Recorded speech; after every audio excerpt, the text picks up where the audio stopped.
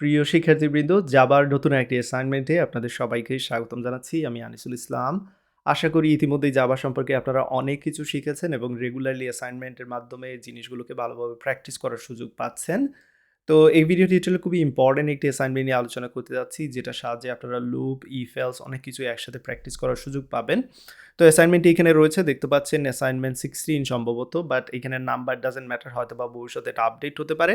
আমি ভিডিওর ডিসক্রিপশনে ডেফিনেটলি একটি লিঙ্ক শেয়ার করব, এই লিঙ্ক যার মাধ্যমে ক্লিক করে সরাসরি আপনারা অ্যাসাইনমেন্টে আসতে পারেন। তো এই অ্যাসাইনমেন্টের উদ্দেশ্য হচ্ছে আমরা কি করব, ইউজারকে ভ্যালিডেট করব ইউজার নেম এবং পাসওয়ার্ডের উপর বেস করে। তো প্রত্যেকবার ইউজারের কাছ থেকে ইনপুট নেওয়া লাগবে ইউজার নেম অ্যান্ড পাসওয়ার্ড।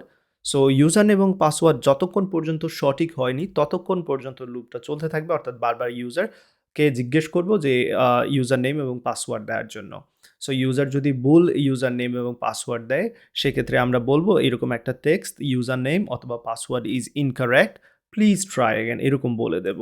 তো এক্ষেত্রে আমি এখানে বেস একটা ইউজার নেম সেট করে রেখেছি এবং পাসওয়ার্ড আমি ইউজার নেম সেট করে রেখেছি আনিস, অ্যান্ড পাসওয়ার্ড হচ্ছে 12345 6। সো যতক্ষণ পর্যন্ত ইউজারের যে ইনপুট দিবে ইউজার নেম এবং পাসওয়ার্ড এই দুইটির সাথে ম্যাচ না হবে ততক্ষণ পর্যন্ত লুপ জাস্ট কন্টিনিউ করতে থাকবে। এই মেসেজ দেখাবে এবং লুপ কন্টিনিউ করবে যে user name password incorrect, please try again. আবার ইনপুট নেওয়ার সুযোগ দেওয়া হবে ইউজারকে। এবং যখনই user exactly same user name Anis এবং পাসওয়ার্ড 12345 6 দেবে, তখনই তাকে বলবো যে ওয়েলকাম টু দ্য সিস্টেম, এবং দ্যাটস অল, সেই লুপটা আমরা ব্রেক করে দেব। তো আশা করি অ্যাসাইনমেন্টটি আপনারা করতে পারবেন। কাজ শুরু করে দিন। সবাই ভালো থাকুন, সুস্থ থাকুন। আল্লাহ হাফিজ।